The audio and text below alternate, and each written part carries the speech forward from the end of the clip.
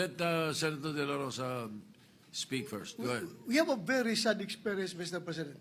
Because if the reason why the Speaker requested for Bryce Hernandez to be detained not in the Senate, because for fear of being influenced by anybody or any member of the Senate, alam mo, Mr. President, Colonel Grijaldo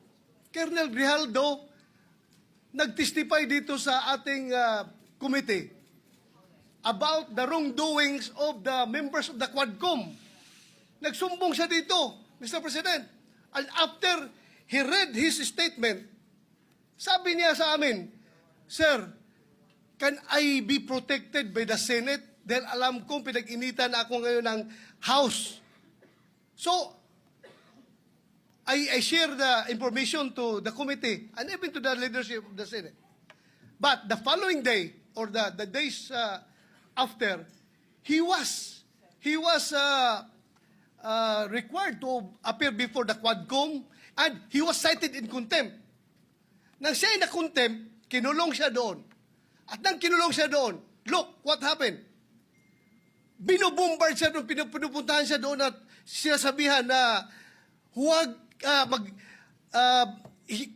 yung gusto namin na mangyari, gawin mo na para makalabas ka na dito sa kulungan. Hindi nag-give in si Colonel Grijaldo. Kinulong siya hanggang natapos ang 19th Congress.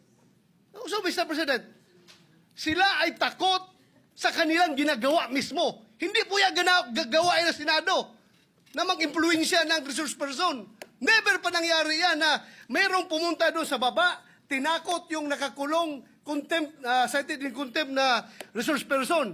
Gawain nila yan sa House of Representatives. Ginawa nila kay Colonel Grijaldo.